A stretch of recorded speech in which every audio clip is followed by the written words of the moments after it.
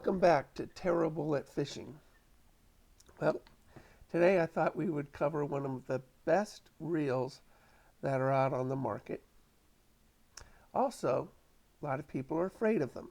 And if they've tried this reel, they probably got frustrated and put it down and went back to the spinning reel. The reel we're talking about today is going to be the baitcaster. A baitcaster is a reel that takes a little bit of finesse, a little bit of knowledge, and some adjustments. But once you go through this, and I hope that today's video gives it to you, you will be able to cast farther and more accurately.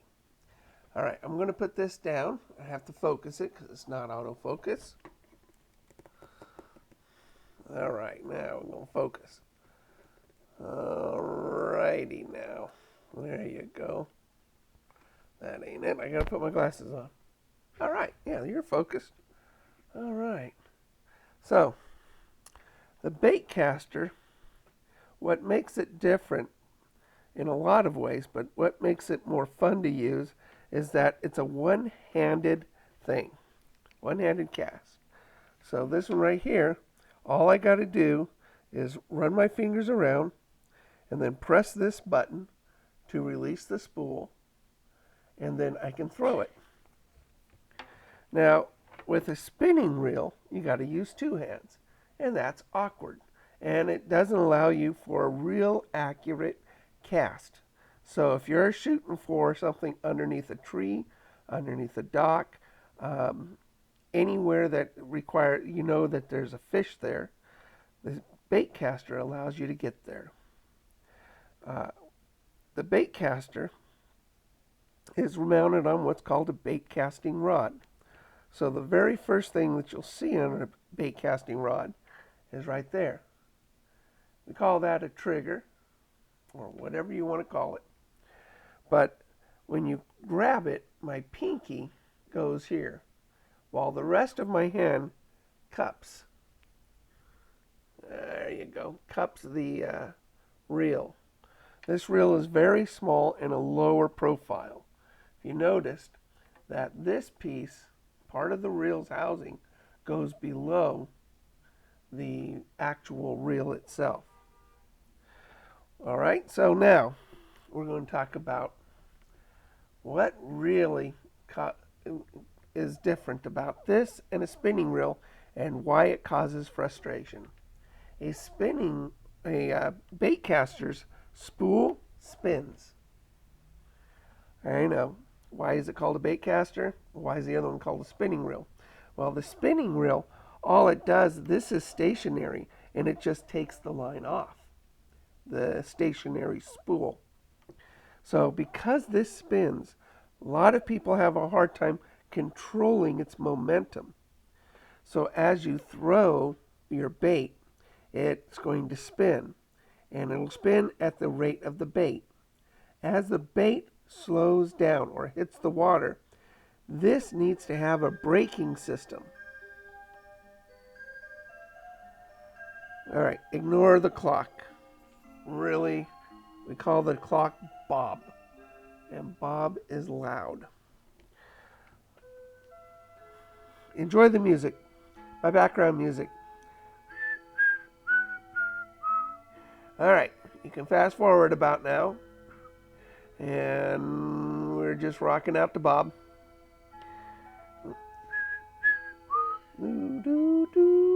All righty now, we're doing it. We're rocking out. It's one of those musical clocks. Yep, it's fun, isn't it? Fortunately, it has a light sensor, so at night Bob does not go off. But it's daytime, and Bob goes off. And right when you think he's done, he's not. He just keeps going. All right, this is the last chorus, and done. All right, back to our baitcaster. I use and recommend for you to go to castking.com and right here. And Cast King makes probably the best for the money any reel out there. In fact, if you Google it or you YouTube it, you are going to find that it measures against, this $40 reel will measure against any $200 reel out there. So for $40, it used to be expensive to buy a baitcaster, but it is not today. So now we're going to talk about brakes. This particular dial here adjusts your magnetic brakes. And it goes ahead and just turns. You hear the click. And it goes ahead and turns all the way around. So this is allowing the brakes to go forward or backward, causing a pull on the spool itself. Let me show you. It has a little release here, and it will come off. There it goes.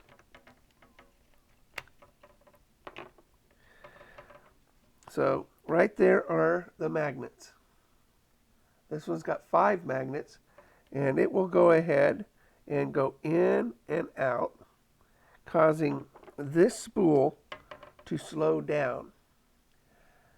This particular reel, for $40 too, think about that. It has a secondary brake system. This one right here. This is called a centrifugal brake system. As I turn it,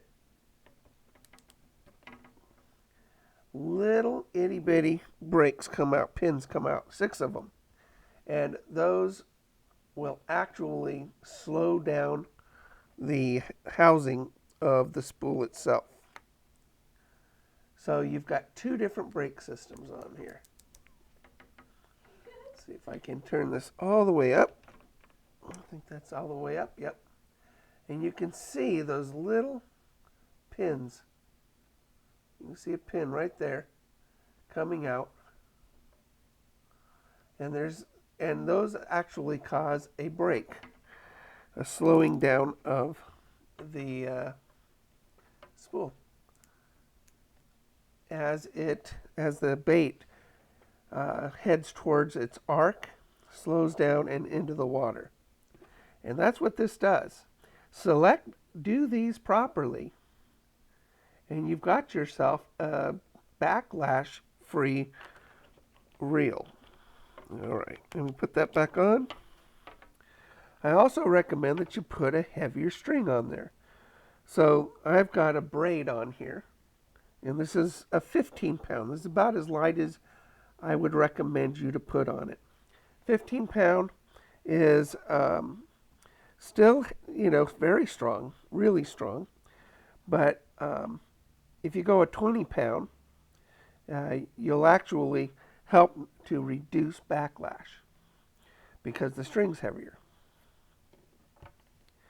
Again, what a backlash is when the spool continues to spin when the bait stops or slows down.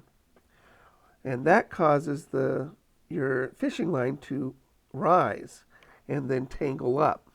It's one of the most frustrating things to happen to a baitcaster and to a person. Everybody experiences it, even professionals. So don't feel like you're having a hard time with it and you're no good. Everybody gets a backlash. But again, adjust your brakes completely on, both of them, and then back them out until you find that sweet spot that doesn't cause a backlash. All right, so that right there is this side of the Cast King Spartacus Plus. Give me a moment. Turn this thing around.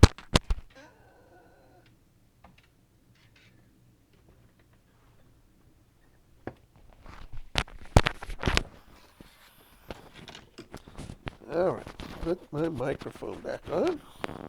Popped off. All right, here we go. This is the other side. So we've got several things here, 3 different things here. We've got this is the spool tension knob.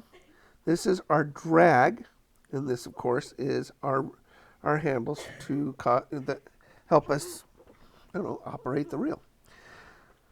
This right here has to be set perfectly too. Now, the way you do it is release the spool by pressing the button, and then letting your bait drop. It's got to drop very slowly. So you go ahead and you adjust this until that bait drops very slowly to the water. If you do that, as well as the brakes, you will not have a hard time. Now, the drag. Lefty-loosey, oh wait a minute, yeah, righty-tighty. Okay, so this one right here has an 18-pound drag. So the more you increase your drag, the less the fish can pull on it and release the spool. You want it to be able to release some of your spool. You just need to. Or else the hook can come out. But you don't want it too loose. And then they can run away with all your string. But once that fish starts taking it, adjust your drag appropriately.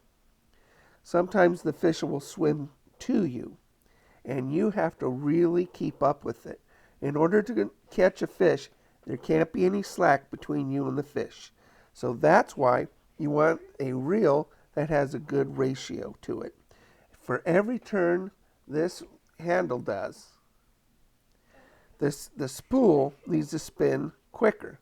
So a 7-to-1, as this turns 1 time, the spool turns 7 times. So the more ratio that you have here, the faster you can go ahead and pull that line in. And if it depends on the fish that you catch, I fish for bass a lot, like most fishermen, but I love crappie. And with crappie, you can go ahead and get away with just about any ratio in the lower ratios. My daughter's got a spin cast reel, which is something else. Look at the video on the spin cast. And that is a fun reel and fantastic reel to start fishing with. The baitcaster is usually something we progress to, but it's something everybody, including a beginner, can start using. So that's your tension knob. This right here is your drag. Just go ahead and adjust those out. Notice this, 11 plus 1 bearings. Now, that's a lot of bearings. More is not necessarily needed. It's just smoother. In fact, 4 of the bearings is inside these knobs. So that's got 2 bearings, and this got 2 bearings. That's 4 bearings in order to go ahead and cause these knobs to always be smooth. Well, remove 4 from 11, and what do you got? You got 7. Well, those 7 are inside this housing. So we've got, and as well as here. What you want is a very smooth operating reel. So the more bearings is good. You also want your bearings to be double sealed, so nothing can get inside the housing of the bearing. If even 1 grain of dirt gets in there, it will affect your performance immensely. And if water gets in there, it'll destroy any kind of lubricants that you've got. So having a double sealed bearing helps you to keep a smooth running reel. Now, the neat thing about casking, that's all they use in all of their reels. I mean, the nice thing, too, about double shielded bearings is that you could take this to a pier and go ahead and use it. That's nice. So this is saltwater rated. So let's go over this just one more time, just briefly. You've got your tool braking system, magnetic and centrifugal. You got a moving spool, which can be challenging, but again, adjust everything properly. You've got the tension knob. You use this to lower the bait slowly. And you've got a drag. I usually put it somewhere in the middle when I bass fish, and that allows the fish to take it, but also for me to set the hook. And you should be using a rod. It's not necessarily required, but you want a rod with this particular function. This is a bait casting rod. Now let me show you what's underneath there. You see this sort of hole? That's the rod itself. So whenever we get a hit, when my finger's on here, I can feel it.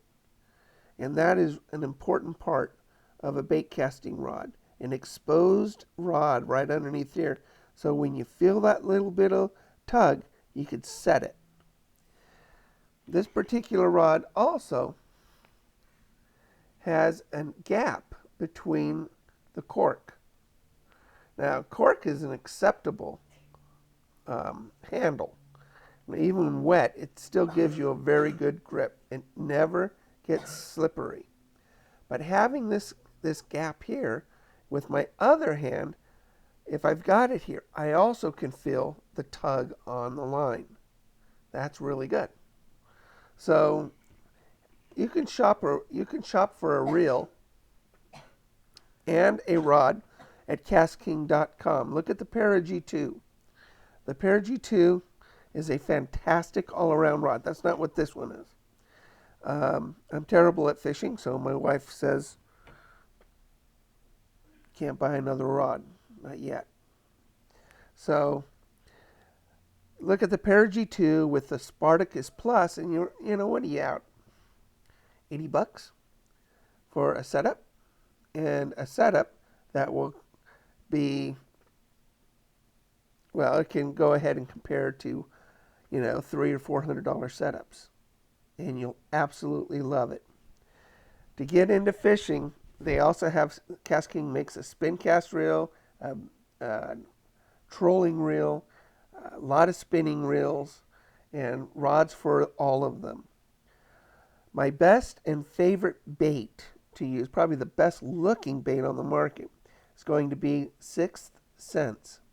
Sixth Sense makes the best looking baits, and at affordable prices, and they do have subscription boxes. Look forward to an unboxing of a subscription box in the next week or so that I'm getting from Sixth Sense, and you'll be able to see how nice these particular lures are. And it's probably the best box for the money. In fact, it is the best box for the money. And